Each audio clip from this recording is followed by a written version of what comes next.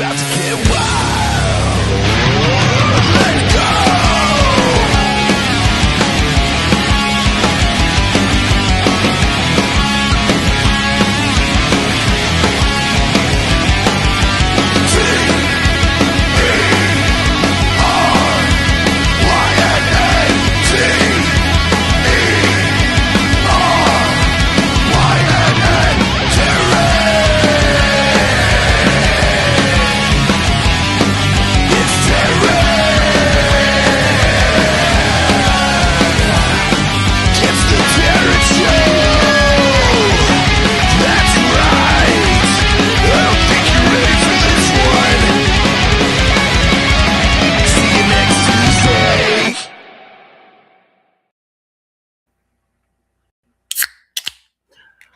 Sometimes I miss that opener from the Terynn Show, or sorry, the Terynn Does Show with the little can opening, so I had to do it myself. But what a surprise, everybody. Welcome back to the Terynn Show, the show where preparation is optional, but commitment to the bit is fucking mandatory. I'm your host, Terynn, the queen of the drunk-eyed Canadians, and tonight, somehow, some way, we're operating with actual professionalism. So before we bring our guest in, I, of course, cannot do this alone. So introducing first, he's got enough wrestling knowledge to answer any question that nobody asks. He can turn any topic into a wrestling lore. Please welcome the one, the only, Dirty Dick Rick. Woo! It'd be dark.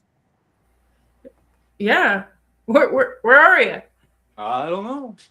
I can see everything, but I can't see me. But sometimes all you need is a voice. I heard the word professionalism, and I'm here to set that shit on fire right now. So, I mean, you know, we do a rundown before to make sure our audio and video is working, and somehow, some way, Tony fucked that up. By Tony, I mean the devil on his shoulder. I touched nothing. However, I'm working on it while I talk. And you can't see it, but you know what I'm here to do. I'm here to give my weekly toast to the queen. There's electricity in the air. Can you feel it? We got a special guest tonight. It's Titty Tuesday. It's Terynn Tuesday. Bottles up. Well, you guys know he's drinking. I somehow managed to double fist it tonight, so that was my bad. It's just because I wanted to open a fresh drink for that sound. It's my favorite sound in the entire world. All right. So that being said, Dirty Dick is in the dark. So next up, the only man capable of asking a normal question and somehow creating fucking chaos, a man with questionable timing and dangerous confidence, Kit Osborne. Oh, do you see me in the flesh? And I made it on time? Holy shit. This is like... Are you sure we shouldn't just fuck this up already? I mean, you know, more than Dirty Dick over here did. I mean, you know, at the end of the day, all really matters is that, you know, we can hear his lovely voice, but you know, today is a little bit different, right, Terynn? Today, it's definitely different for me. We actually have another guest. It's not just me as the only wrestler here anymore. You know, there's one that's much more successful. Go ahead, Terynn. Oh, I love that you just threw yourself under the bus there. So yeah, as Kit said, we do have a guest tonight. He's wrestled all over the world. He's built one of the coolest wrestling presentations and somehow made looking terrifying into a little art form. Tonight we're talking wrestling, stories, life, and seeing if the Terynn Show survives. So everybody, please welcome Lance Archer. What's up, guys? And then Dirty Dick is missing it. Well, it's fine. He would just talk over everybody. Dirty Dick disappeared. Yeah, he's struggling today. That's all right. Big auntie, all of course. Your worst nightmare came true. Your mother can sing. Back. He's back with a vengeance. All right, so once again, thank you everybody for tuning in tonight. I guess we might as well just get right into it. For the people who only, Jesus Christ, tell us a little bit about the lore of the Murderhawk. Where did it come from? How did this start? I mean, I like you said, I've been around the business for a little while now. Been coming up on 26 years here in July.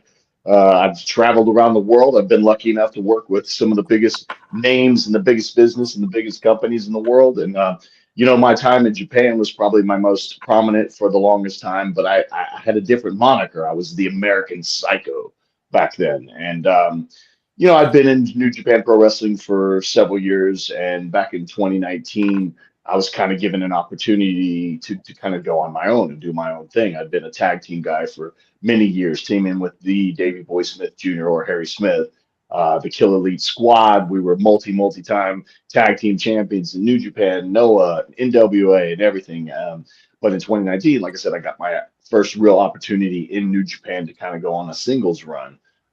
They were doing the G1 Climax, and it was the first time the G1 Climax. And for those who don't know anything about the G1 Climax, it is probably the biggest heavyweight tournament in all of professional wrestling. It's been around for, I don't know, 30 something years. I think they're getting ready to do the 36th annual version of the G1 Climax. And back in 2019, they were actually going to be doing the first time ever outside of Japan, and it was in Dallas, Texas, which is my hometown. And Yeah.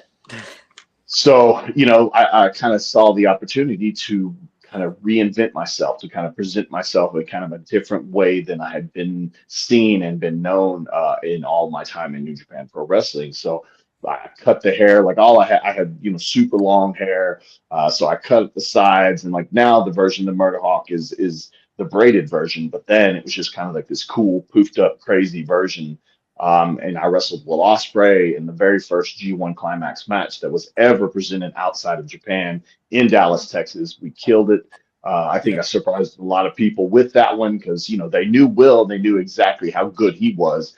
But a lot of people, whether they knew me from my TNA time or my very short moment in WWE, a lot of the American fans, knew New Japan Pro Wrestling, and the people who came to the show obviously knew New Japan Pro Wrestling. But there was a lot of people that didn't know anything about what I specifically had been doing my whole time there. So this was kind of a brand new presentation of who I was to the New Japan Pro Wrestling fans and the pro wrestling fans around the world, because it was live broadcast in the US. So like there was just a huge stage for me in that moment to kind of reinvent myself and represent myself. And that was kind of the birth of the Murderhawk monster. All right. Where did you I don't know, where did you kind of stumble upon these, where you develop this character, because it's not like this just comes out. Well, actually it does. I mean, you can watch like a cartoon and then next thing you know, like you are that guy, but. Yeah, I mean, like the name wasn't even Murderhawk Monster that first night. Like I said, that first night at the G1 Climax, it was just Lance Archer coming out. They may have even called me the American Psycho coming out that first night. But like I said, it was kind of a rebirth. It was kind of a reinvention of myself and kind of the attitude, the mentality. It was a single situation. It wasn't a tag match. Yeah. It was in the G1 Climax in 2019. I hadn't been in the G1 Climax for like 5 years or something like that. So this was such a huge stage and a huge opportunity for me. And it slowly developed. Like that was the beginning. That was the rebirth. That was the moment. But then during that whole G1 Climax in 2019, the Murderhawk Monster really started to develop in the personality and the presentation and the action and kind of what I was doing and how I was being seen. And like I said, it was kind of a real big moment for me to kind of reintroduce myself to the professional wrestling world. Yeah. I mean, you get to, like you were saying, like outside of being a tag team, like you're kind of, not asking for permission, but you're constantly working with somebody else to develop something, and you're never, you're like, you have to question what you want to do. And then when you're finally on your own, like balls to the wall, like you're like, I can fucking be anything I want to be, and then especially when it starts to work, like it's almost like you hear one fan get on top of it, and then you're like, that's it. That's all I needed. It's like, because, if you're working, it's like, if you just focus on one guy, one person in that crowd, it just spreads. Right. And that seems like what it did. It just like you found something and then you just kept developing it higher and higher. Yeah. I think it caught a lot of people off guard, which, like I said, was a really cool thing. Like I said, there were people, like you said, that they knew me as the tag team guy with Davey Boy Smith and KES and all the stuff that we'd been doing, but they really hadn't seen me do any single stuff. And for the American fans, they hadn't really seen me do anything since my very short time in WWE. And that was like 2009 and 2010. Right. So it was, almost a decade later. And all of a sudden, again, and Will Ospreay was really taking off. Like this was like not the beginning of Will Ospreay, but this was like when he was really starting to take off because, like I said, he'd been known as a junior heavyweight. The G1 Climax is a heavyweight tournament. And this was kind of his stepping up into that next echelon of professional wrestling and where he's obviously gone and going and everything that he has become. So there were people, like I said, in the wrestling world that knew him and knew how exciting and great and amazing he was. But for me to step in that ring and to stay toe to toe and do some of the stuff that I did, everybody went, "What the was that? Where did the hell did that come from?" Right. We've heard of this dude. The last time we saw him, he was Vance Archer. Or last time we heard of him, he was Lance Rock in TNA. And now all of a sudden, this crazy Mohawk dude is doing all this crazy stuff, beating him, pissed hard of Will Ospreay, putting him through tables, doing stuff off the top rope. Like they were just like, "What? Where did this come from?" And I think it was a really cool moment. Like I said, catching so many people off guard when they went, "Wait a second, what the hell did we just see?" So that's cool. Like you said, that one person, but it turned into a lot of people when they just went, "What the hell did we just watch?" I mean, to be perfectly honest, when you said you're like, "Yeah, I just shaved the sides of my head," and I'm like, I couldn't imagine doing that, and it started falling out on its own. Me no either. Offense, Dirty Dick. Yeah. But like, that alone is like, that's an immense amount of commitment to a character, and what you start off and develop into. Yeah. I personally wish the American Psycho moniker had stuck. That's so much better than American Nightmare. But how I can understand the monster part of it is obvious. Where specifically did the Murderhawk part come from? Well, it was kind of an adaptation of the hairstyle, because the hairstyle was, like I said, it was kind of a mohawk. But I was like, it's just a mohawk. But like, what do I do? I go out there and I murder folks. So what am I? I'm a murder hawk. It was just kind of fun to say. I've had people go, "What the hell is a murder hawk? Why are you the murder hawk?" Like it's original. They say it almost condescendingly, like murder hawk. What the hell's a murder hawk? I'm like, it's just fun to freaking say. Just say murder hawk monster. It's just fun to say. There's so many people that do not call me Lance or Lance Archer. A lot of the guys and girls that I work with or are in different companies and whatnot, nobody calls me Lance. They call me Murderhawk. So it's just fun to freaking say. So why not say it? Like anybody, you're much bigger than me, so I'm calling you sir.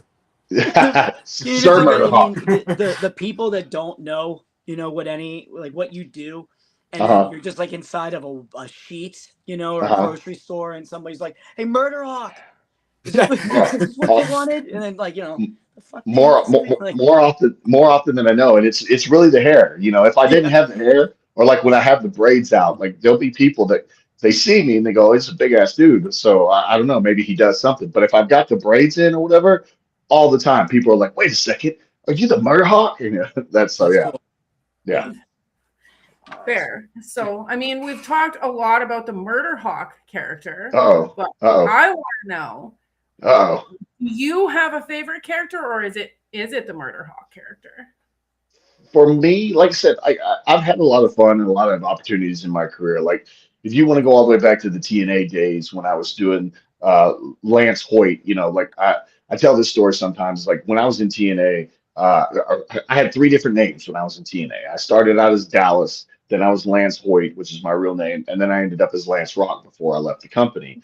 And the whole Lance Hoyt thing, like when it first happened, I had no desire to be me. I always wanted to have kind of a persona, a character, something that I could think about, wrap my mind around, and kind of think, what would the Murderhawk monster do? What would the American Psycho do? What would, Lance Rock will do? What would, Dallas do? Because that was my first name when I was at TNA. But Lance Hoyt, kind of just happened because Dusty Rhodes, who was the booker at TNA at the time, That's cool.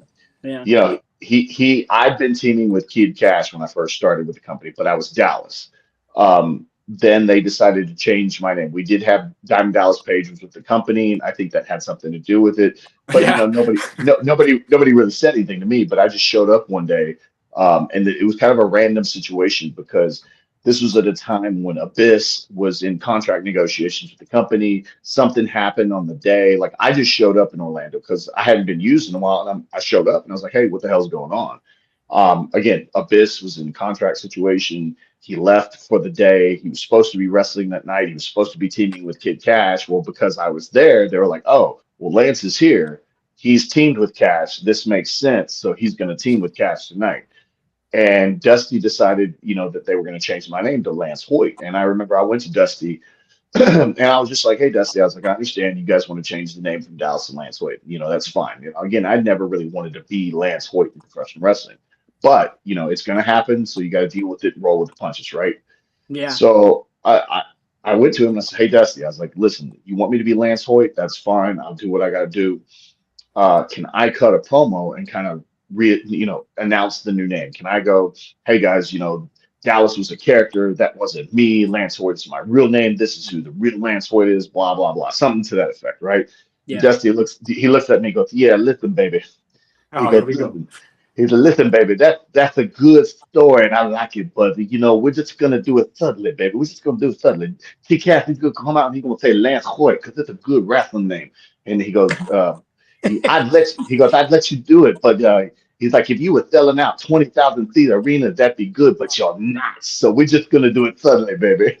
And I just went, "Okay, so I'm gonna be on That TV might tonight?" He be goes, with a "Yeah." different name. Like, He goes, "Yeah, baby, you're gonna be on TV." I said, "So I'm back on the road." He goes, "Yeah, baby, you back on the road." I said, "All right, cool." fuck it. Yeah, I take it. Like, oh, uh, The great Dusty impersonation. It's all right. yeah. It's all right.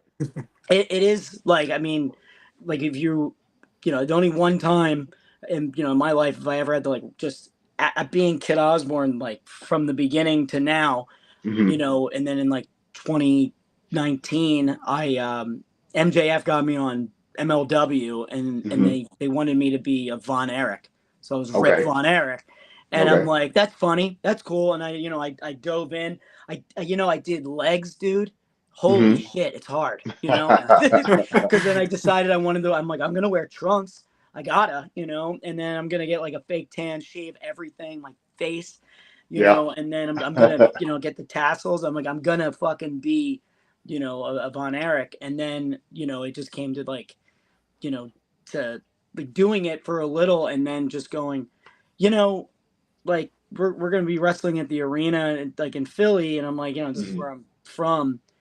I'm gonna be there's gonna be a lot of my name being said. And then they're Mhm. like, let's just fucking change it. Let's just go back to Kid Osborne or whatever. I'm like, so I don't have to wear trunks anymore, right? Because I know you guys like that shit. Like, I've only had to wear trunks once, and it was a nightmare for me to say dude, the it least. feels weird. Like, and then I also like I did the whole shaving the legs thing. I'm like, God, I tried that once before, but my legs are so long it takes too long. yeah. And I was like, call a plumber after, you know. Let me ask you, uh, who influenced you Mhm. to not just like be a fan of wrestling, but Mhm. become one, and then Mhm. also, maybe I feel like there's always one that helps you almost develop the character that you almost want to take something from them Mhm. because you love them so much. Right. Well, for me, again, I've now been in the business, like I said, coming up on 26 years, so it's been a long time. I've had a lot of different influences over my time in the business.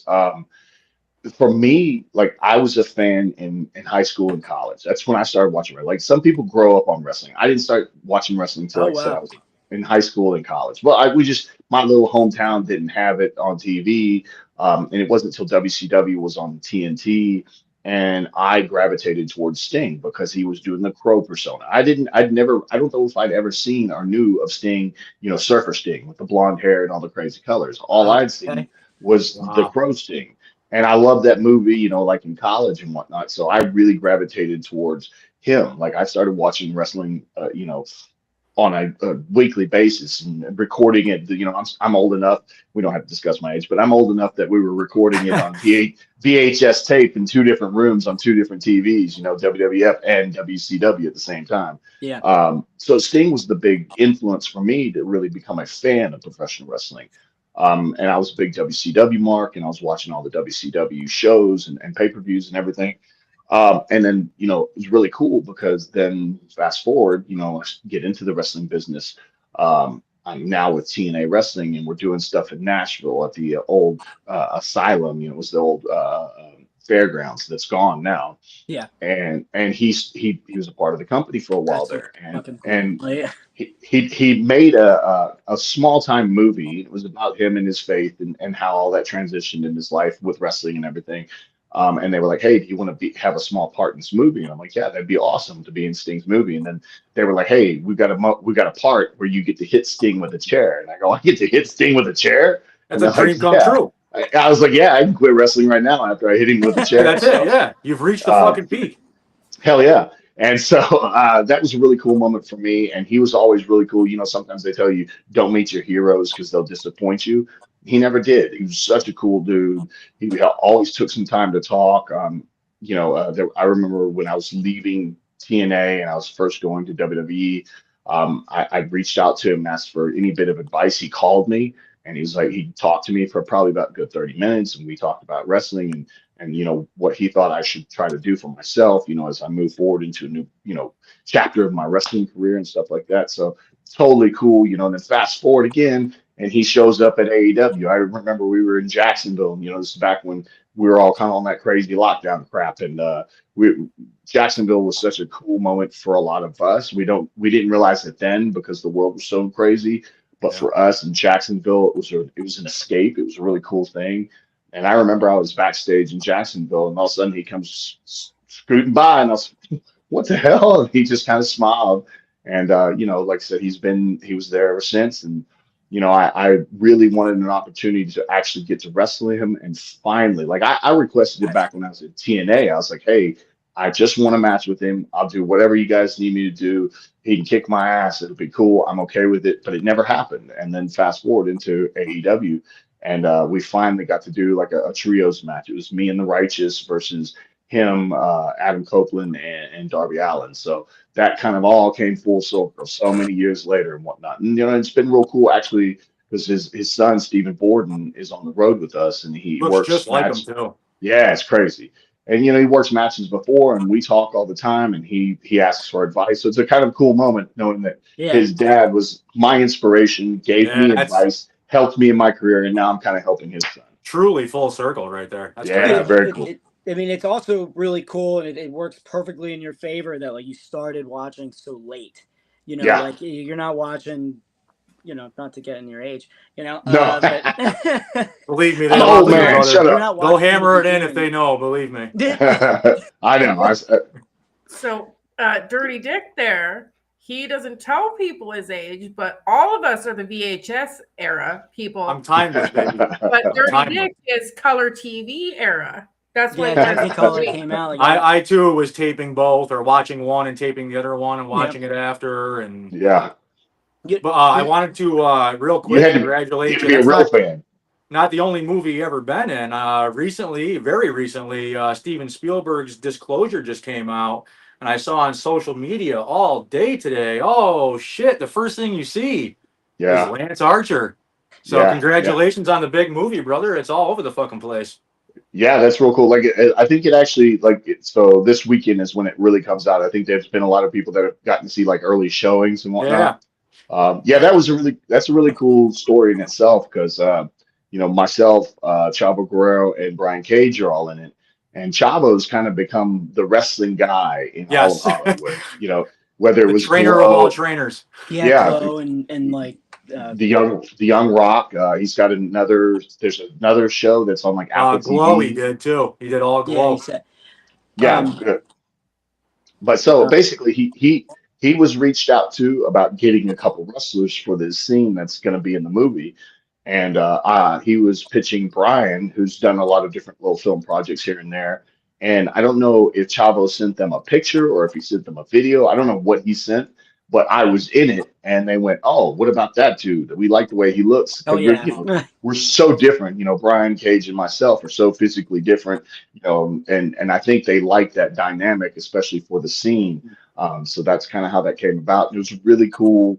When we filmed it more than a year ago in New York, and it was in Long Island, and it was really cool because obviously they had the main actors that were in the scene, and they filmed the stuff with them. And it was all like there was a wrestling event that's going on around it, and there's something happening with the main actors, the main characters that are in the scene, and we're the main thing that's kind of in the center of all that, with all the fans that are screaming and yelling and whatnot, and something's happening kind of in the background with those people. But once he got done with his main actors and what they were doing for the day in that scene, Steven Spielberg was extremely hands-on with Cage and I. Like, we filmed some cool POV stuff, and like at one That's point, I awesome. remember, That's fucking wild. What a yeah, dream. I was on the ground, and he had one of the guys like standing above me with a POV shot, and I don't know what's in the movie because I actually haven't seen it yet. But like the guy's jumping down like he's hitting me, and Spielberg's off to the side. He's got his camera set up, he's got his monitor set up, and he's going, Lance, okay, now turn to your side, turn to this way and make a face like this and do this. And, okay, that's great. Okay, do it more like that, And he was like hands-on directing me. So Steven Spielberg, who's made the biggest movies in all of Hollywood's history, is actually talking to me, actually directing me. We got to talk to him a little bit about wrestling, and he was a big fan of the Gorgeous George days and those things like that. So it was a really cool moment, really cool experience for the whole thing. We got done filming, and he thanked the people that had come because they had all the people that acted as the audience, and they gave him a big like pro wrestling Steven chant. They were like, Steven, That's awesome. Steven. He had the biggest smile on his face. I think he now had he a blast knows. filming it.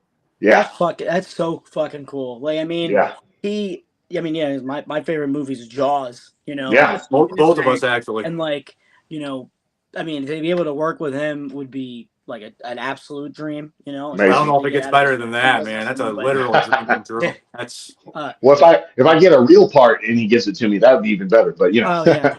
But I mean, not for nothing, that would be one of those things. Like, man, if I never work in this business again, or I piss them off because I, might try to say something, please laugh. No. Please, for the love of fucking God, laugh. And he doesn't. I'd be like, whatever. I have the story I can tell everybody. You know? No, it was great. It was great. It was awesome. That's so cool. That's going to be a big movie, man. A lot of people are going to see you, so congratulations. Thank you very much. I appreciate that. That is fantastic. Yeah. But I do need to bring up something that these two boys never seen of yours until last night, which I didn't forget, because you know how they say don't meet your heroes? Well, as everyone knows, Cheeseburger was my hero for a long time. And my good friend. And I flew out to Philly, and the first time I actually ever seen you wrestle was a surprise that you beat the shit out of Cheeseburger. I don't know if you actually knew that. That's the first time I ever seen you wrestle live. And I didn't know that. Beating the shit out of our probably the real reason why Cheese didn't tell you that he was wrestling. Yes. Yeah. He was so mad because he knew he was backstage, and then it was an opening for Dark Elevation, and it was Lance and Cheese first, and Cheese didn't even get like a full entrance. No, I got one of the ring intros. We were so mad. We're like, why didn't you tell us? I wanted to surprise you. And then after I was like, what, by getting your ass beat? Yeah, it wasn't so much a match as it was a funeral or maybe a public execution. It was really you didn't give him a fucking lick. One chance. Oops. Oops. Yeah. No wonder you're so nice to me. That's why I am. I'm not fucking with you. I seen what you did to Cheese. I ain't getting that treatment. No, never. Like, that is a fun little fact, and I think that is fantastic because I think Cheese needs to get his ass beat a little bit more here and there. Yeah, he's a big friend of the show, so we all kind of got a good chuckle out of watching that match. Well, yeah, and but not for nothing, Teryn also like he can never do anything right. He could be like, "I'll tell you, look great." He's like, "Yeah, you little bitch,"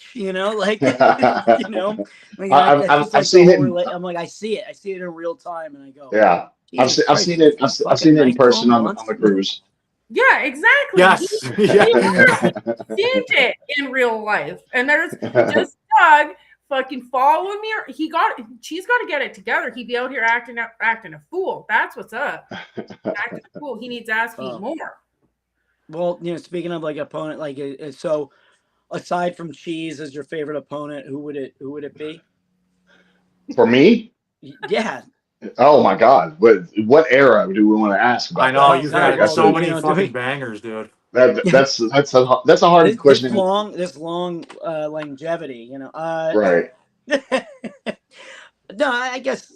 I mean, well, I guess it could be very well Sting, just for the experience, But I guess there's different levels. Like, what Right. was your favorite match? And your favorite match could be like a banger with a nobody, you Right. know. But but you have like I, that I experience factor as well.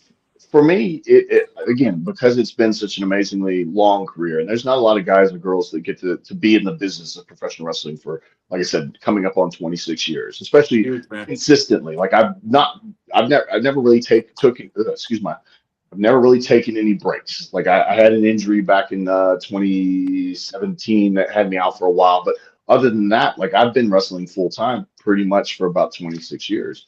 Damn.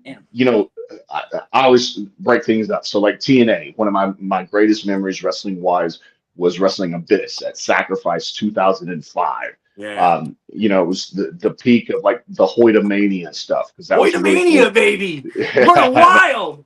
yeah, That shit was great. that was a crazy thing. The fun thing about the Hoytomania crap was that like I was accused of taking all the fans out to eat. And that's why they cheered for me. That's why they made signs for me. I was like, do you realize how little I'm getting paid? I can't take 15 to 20 people out to Man, eat on the $500 a show that you're paying me, so like that was a fun, cool, organic thing. And like I said, Abyss and we tore the house down, Sacrifice '05, did a Van Terminator. It was a really cool moment because there's not a lot of times, especially when you're in the ring, that you can really stop and take in the moment. And I remember yeah, very, very specifically, very, very vividly, like Abyss and I were having this killer match. We're kicking each other's ass. The Monster Abyss, the peak of that, like the Hoytomania thing was on fire. I had him down in the corner and I walked over to the other side of the ring, like I put the chair in his face, and I walked over to the other side of the ring. And like I said, the fans had never seen me do anything like this. So they're like, where the hell is he going? What's going on? So I step over the ropes and they're like, why is he on the other side of the ropes, on the other side of the ring? And I think they realized, oh crap, something big is about to happen. And sure enough, like I was able to stop for just a split second, which probably was not a good idea because it could have really screwed things up. But like I remember watching all the people in the impact zone stand up, like they were like, "What are we about to see happen?" And I hit it, I nailed it, springboard Van Terminator across the ring, right into the yeah. chair, right into his face, and they lost their minds when that happened. That's So that all. was. Oh, that's great. Go ahead. No, no, Yeah, it's. I know you just said like it could have screwed it up, but it's like, man, yeah, that's probably the reason why you like it so yeah, why it sticks out is because you did that. yeah. Sometimes You it's know, stupid, or whatever we think is stupid, to For do. sure, for sure. And then fast forward, I had a lot of cool moments in TNA. My very short time in WWE at the time, the ECW stuff, WWE. I got to wrestle Shelton Benjamin a few times on TV there. That was great. But just I got to this was before the network existed, and this was before like even none of the pre-show stuff was seen on TV. Like it would be added to a DVD later or something like that. And we got to do a pre-show battle royal at WrestleMania 27, I think it was. It was in Okay. Arizona. So it was a really cool moment just to get to lace up the boots, walk down the stage, get in Fuck the yeah, ring, man. and have that WrestleMania moment. It wasn't the While you get biggest into one the in the world. business. Yeah, it was really cool. Yeah. And then fast forward again, now I'm in New Japan Pro Wrestling. I'm doing all the cool stuff that I'm getting to do. Like one of the early memories is Harry and I wrestling at the Tokyo Dome at Wrestle Kingdom and getting to ride Harley Davidsons into the Tokyo Dome and Wow. Yeah, what a defend the moment. I defend the IWGP tag titles successfully. So that was a really cool moment. Then fast forward to 2019, wrestling Will Ospreay in Dallas on the G1 Climax in front of my family and friends, and kind of reestablishing myself in the business of professional wrestling. And then fast forward again, to my time in AEW. Again, back in Dallas, one of the coolest moments was winning the IWGP US title from John Moxley in a Texas death match. Again in Dallas in front of my family and friends and whatnot. And then, like we mentioned before, the having just that moment with Sting, especially before he's fully retired. I've been blessed, man. I've had a lot of really cool, crazy moments in the business of professional wrestling. I'm hoping it's not coming to any end anytime soon. Like I said, 26 years and it's still kicking ass. All right. that being said, this comment here from Jen Shapiro. She says, "So Lance, will you be on the cruise for the Teryn and Jen birthday extravaganza?" Oh yeah, and Chris's birthday too. So we have now taken it over. She's an OG cruiser like myself. Okay. We've been on all of them, and we've waited 7 cruises. Okay. On our birthday, it always was like right before or 2 months after, but it's never actually fallen on our birthday. Oh goodness. You've been on 2. That's how we met.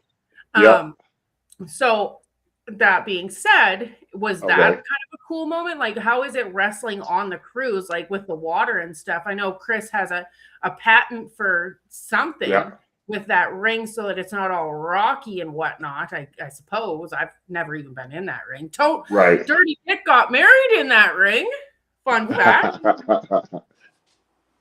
Yeah, I mean, almost had the honeymoon in it too. Did you in the ring? I mean, when I'm around, it's always possible. Yeah. Deck 7. There's no cameras. No cameras. I think there was a tarp over it. Thank God. Yeah, you consummated you got in the next day. We're like, why is it so weird and slippery? I don't know. God damn.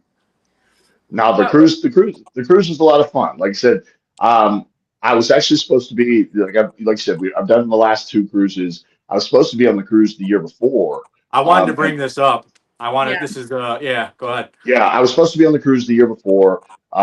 I got pulled off the cruise because they needed me for there was a tournament that we were doing. And actually the crazy part was this led to me falling on my freaking head. I did the moonsault and kind of short shot it, bounced on my forehead, and luckily did not break my neck, amazingly. But yeah, I was supposed to be on that first cruise that 3 years ago, and it didn't happen. That changed, and I decided to fall on my fucking head. Excuse my language. So you got pulled I think it was either the day of or the day before the cruise. They announced it pretty quickly because a lot of people were pissed off. Yeah. Like the Jericho cruise, they care about what talent is there, what's announced, who gets canceled. Like it's like a whole thing. Like who's going to be on it? I was like, holy fuck! Just wait. You guys know there's going to be wrestlers on it. Like just calm down. It'll be all right. But then he goes on TV and almost breaks his neck live on TV, and every cruiser was like, "See, he should have been on the fucking cruise. This wouldn't have fucking happened." Yeah, not on a moving boat. It's just Tony Khan's fault. Leave him alone. If there's a fucking wave, Yeah, I don't think we've had any major injuries on the cruise, but definitely the people that pay thousands of dollars that get on this cruise are doing it for like a ticket, like for a what is a card subject to change. Like let's be real. I mean, how many of these people are maybe too hungover? You know what? No. So Kit is going on his first Jericho cruise in November, so he actually doesn't fully know what he's walking into yet. Do you have any advice? We do like to ask other cruisers. Would it be to not get on it? No.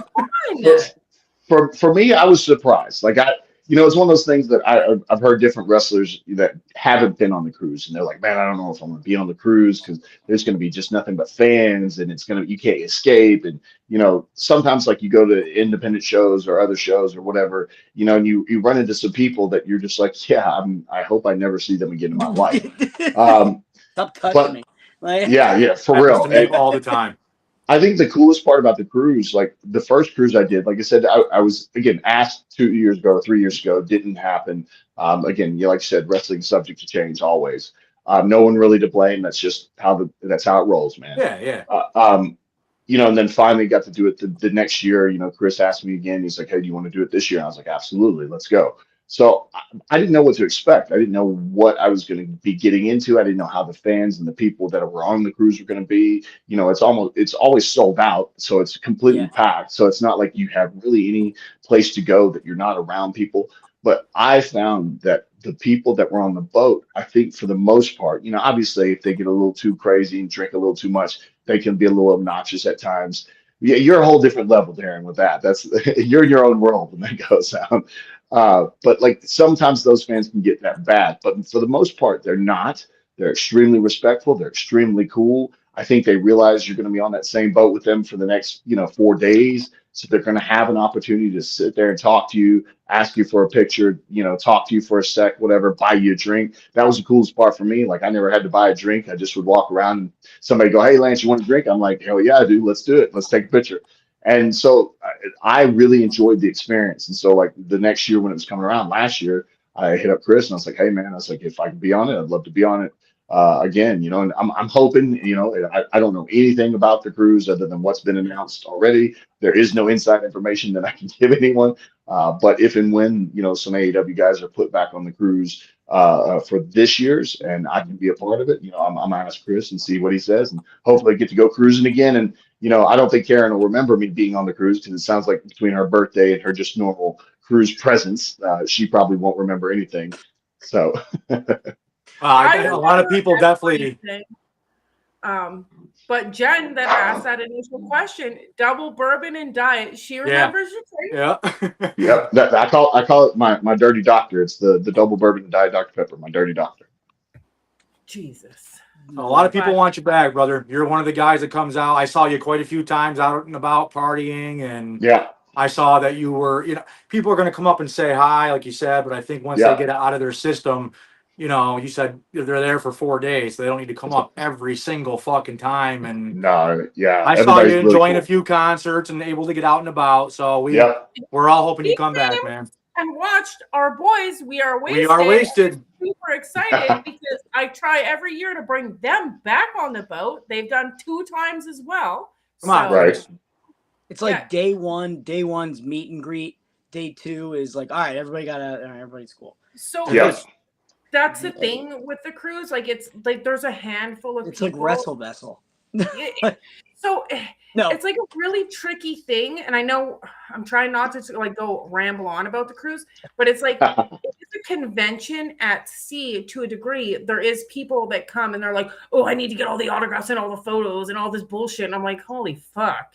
You need to stop that. But they do set aside time for that. So those people are taken care of. Yeah, but then it's on the flip side. It's like a handful of people that, if you guys are eating at the buffet or whatever you're doing, you're like just minding your own business. And there is some people that will go say something for you. You probably didn't deal with that because you're a big motherfucker. And they're just like, "How are you going to whoop my ass?" Yeah. So like, you're lucky in that sense, right? But I have seen it for years and it gets wild. Yeah, I never had to deal with anybody being disrespectful. Luckily, like I said, I'm sure. No fuck. You're fucking 10 feet tall. I fucking. Yeah, most of the time it was a fist bump and man, I love your stuff. Blah blah blah.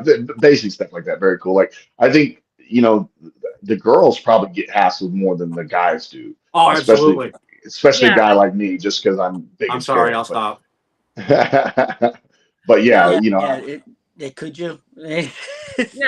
Dirty Dick is the one that. Who are you here with? Oh well, shut the fuck up. It's definitely like a specific taste to be on the cruise if you can handle it. Mm-hmm. You do well on there. You definitely. Oh shit. Oh no. Yeah. This is Ralphie. What's up, Ralphie? We Terynn. Baby Bozo. It's time for the cameo. I never call her. She usually over here. Wait. Dirty Dick, why don't you go get your fucking Great Dane? Yeah, my horse is sitting right here next to me. Yeah. I should have asked y'all before I picked him up. Is like, y'all want to see my wiener? Look at that fucking thing. Oh my god. To go back, like, you're fucking giant dude, so it's like, you just walk through the crowd. Like, when I was a little greenhorn, I was at something that whatever company hired Vader, and it was during like a Mania time. And I had to go and greet Vader to bring him in, and he's got this camera crew with him, and I'm like, well, I'm gonna take advantage of this, and I'm gonna ask him questions. Like, we're cool, like I'm just here to direct him where to go. I didn't have to carry shit, like nothing. You know, it was like, and you know, and I'm like, in my infinite wisdom, you know, I'm like, hey, sir, do you want me to carry your bag? And he's like, the fuck you call me? And then, you know, like, no, I got it, you know, but we're walking and I just think to ask him like, so like, what was it like, you know, like this is nothing compared to like your, you know, like when you were in Japan. And he's like, oh, he like stops. Oh, we lost him. I mean, the alcohol hits quick. He said stop, and he stopped. It's like Yeah. Went to a beautiful sunset there. Very, very Stevie Nicks-y of him. He'll be all right. He'll come back eventually. Yeah, I think it was all that cruise talk, you know, just like trying to get him excited to go. Makes him very nervous. Yeah, I mean, he should be. He doesn't know what he just signed up for. Well, there was one thing I wanted while we're waiting for Kit to come back and finish that thought. There was one thing I wanted to ask you. Oh, here he is. You know, your audio talking. Your audio. Yeah, the audio's messed up. Speaketh thy child. Is it better? No. Nope.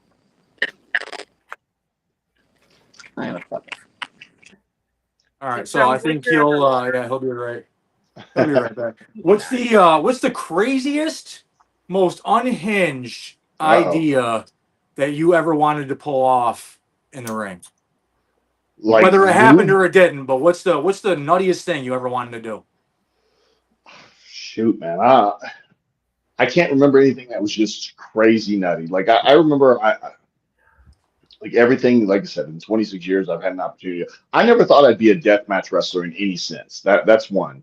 Okay. You know, so not that any of my matches, my death matches, have been like insane, like light tubes or anything like that. But you know, the fact that I was even in any kind of a death match with Moxley in the Tokyo Dome, or Moxley in Dallas, or Hangman in where we or where I can't remember where we were when we did that, when I did match with Hangman.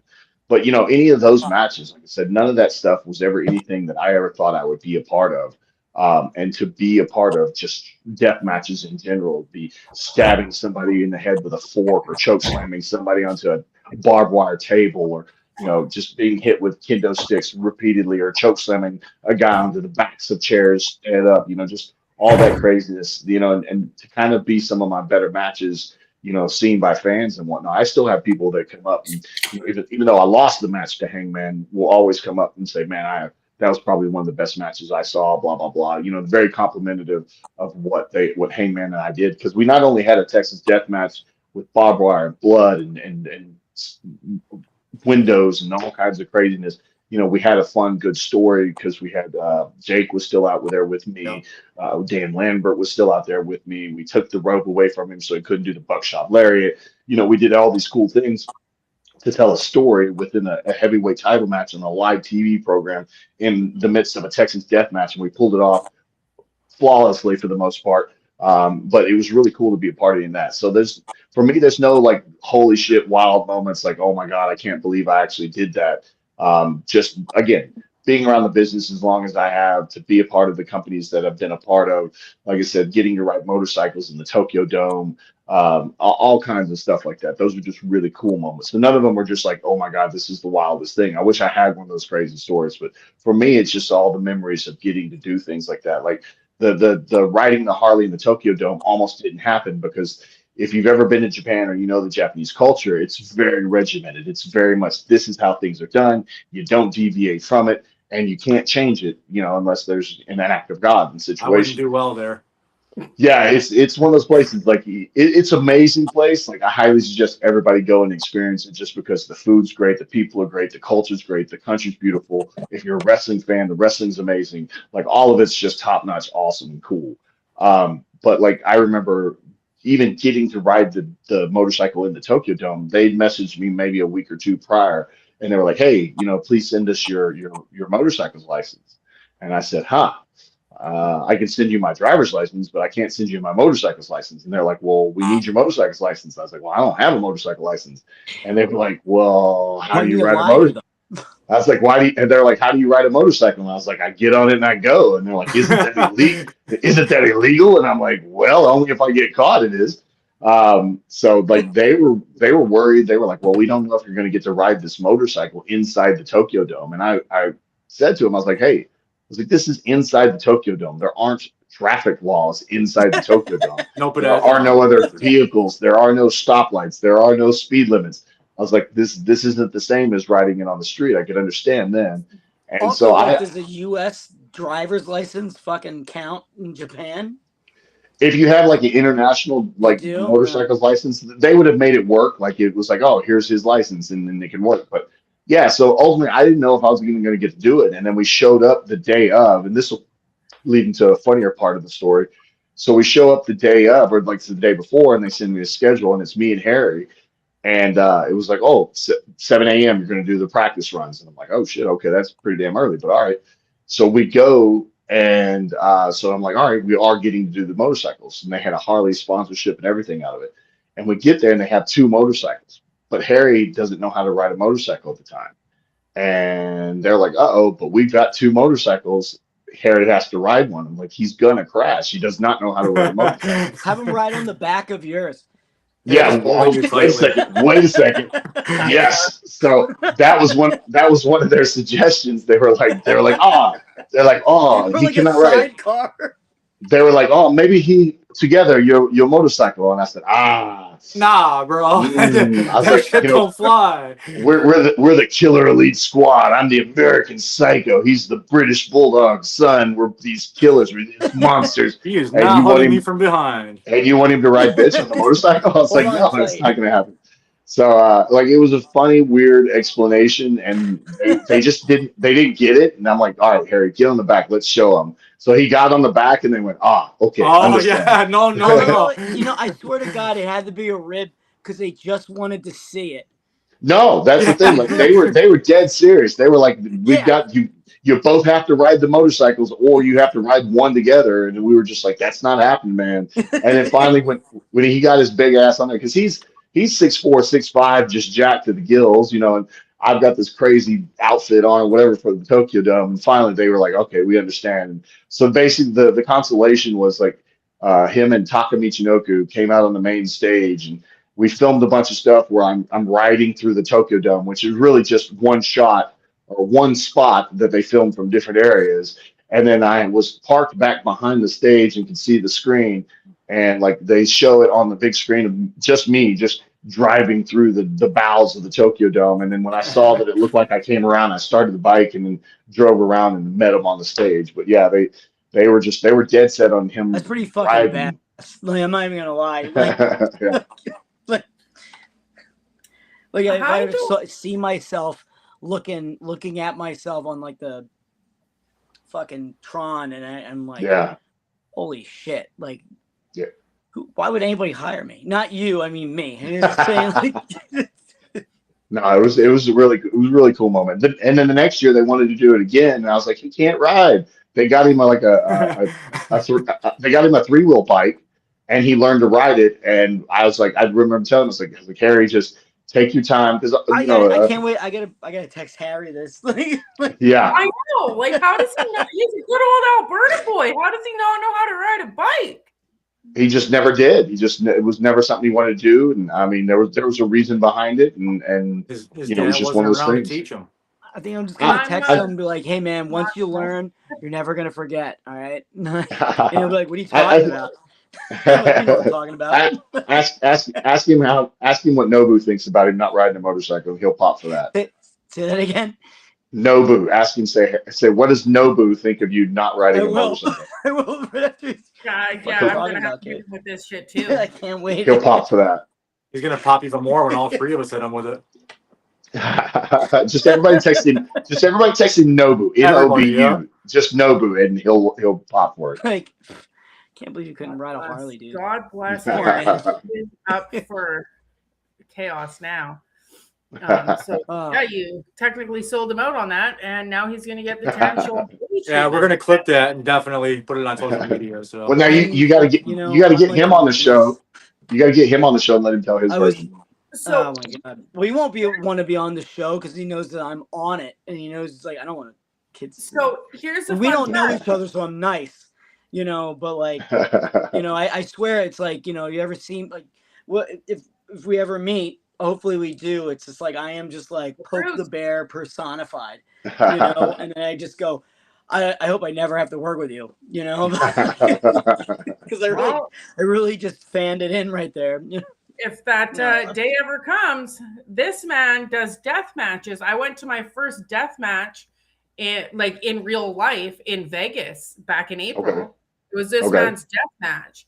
I also seen a TV get thrown on him. So if that paths ever cross, I guess good luck with the light tubes and the fucking TV. Listen, Lance, I mean, like at the end of the day, it's exactly what when I came back on, what you were saying. It's like, like the bet, like these are the matches you're going to be best remembered for. Maybe, not always, obviously. I mean, but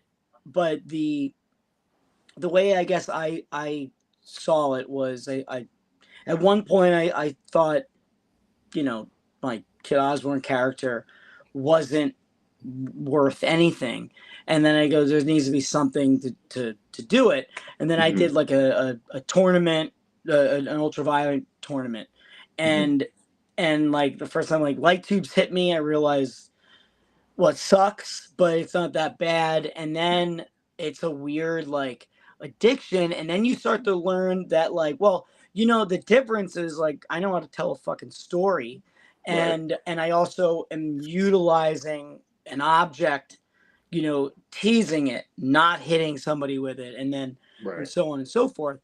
But then it gets to that level where like you then get defined by it, and that was the issue, at the end of the day. Because then you go from like, oh well, he's small, he doesn't feel pain, to he's small and he takes light tubes, he doesn't feel fucking pain, and then that was that. And then the other part is like fans that just they just relate you to it. But at the end of the day, what I love about like hardcore matches and death matches is we don't have as many rules in a singles match. We're like defined into the ring, whereas when we have like no rules, it's like, well, we can be funny, we can take our time, we can do a lot of different shit, and then also there's weapons, so I don't know, this is how I look at deathmatch wrestling before, because anytime somebody says like I'm just a deathmatch wrestler, I just go, first of all, sweetheart, let me be fucking clear. Like I know, like I don't need it, but I will say it is a cheat code, like entertainment value. It can be for sure. It is the MSG of wrestling. All right. It makes everything taste better. I mean, I walked out of that talented. First death I'm match. not a Michelin chef. A light tube got smashed and exploded onto my leg, and I got pictures. Yeah, I left with a bloody leg. I was like, no, I didn't even do anything. I was just there cheering everyone. Terynn had the fucking juice flowing. So that was pretty wild. When they said about the TV, like I was working this in Vegas Mania Week, Santa Chiva, and I go and I whatever, I beat him down. I go to grab this TV. I didn't realize this TV was like the first ever flat screen, like and it's like, this is a washing machine, it's just flat. And then I'm lifting it up and I put it down, and then when I put him into that chair and I just go, hey, that TV is really fucking heavy. You get what I'm saying? Like, so it's still still a work, for fuck's sake. I'm like, you just sold yourself out on that for it being a work, right? brother. I still dare any fucking wrestling fan to throw TVs at Oh, themselves. sure. You know? Oh, I'm sorry. Okay, no. Tell me how real it is when they do that. Yeah, You know? well, sorry, Or not we're just real gonna, it is. before we start wrapping everything up, we're just gonna not tell wrestling fans As to we're do talking anything. about developing characters, you know? Yeah, well, I mean, developing characters, but we're not telling wrestling fans here at the Terynn Show. We don't condone wrestling fans to do anything, especially on the Jericho cruise, because I've seen people almost goddamn getting their necks broken. Okay. Also, Sami Callihan almost broke somebody's neck on cruise 1, and that was the wildest thing I ever experienced in my life. But wrestling fans do wrestle on the cruise, and I'm like, maybe we should stop while everybody's in bed. Like fucking around out here for this little piece of shit 24/7 title. Don't do that. And you know, I've got commentary from our good friend Desi Eskimofo. We don't condone wrestling fans doing their own shit here at the Terynn Show, so please don't do that. Don't do this at home, kids. Real quick, Lance. If you see my dad, a lot of people in the audience already know. You probably don't. If you see my dad, Rick, walking around backstage at one of the AEW shows, please tell him. Give his son a call. I miss him. We haven't connected in All right, my God, Teryn. Also, real quick, Nick Spurs, who you got? Well, I'm a Texas boy, so I'm rooting for the Spurs. Get the fuck. All right, time for the end of his show. Get the fuck out. Let's would go. you think? This guy was cool until then. Yeah, well, you know, I'm the biggest. You think I'm gonna root for the New York team? Let's fucking go. As a Canadian, we only have one basketball team, so I'm rooting for the Spurs. Since everybody else I know is rooting for the Knicks, so I'm good. Lance, wait, are you a football fan? Absolutely. Giants, right? No, what are you talking about? The Giants, Cowboys, Chargers. What? So anyway, Teryn, go ahead. Yeah. Let's go. I will say this. I love Canadian football, though. That's for dang sure. We love everything Canadian here on the Teryn Show.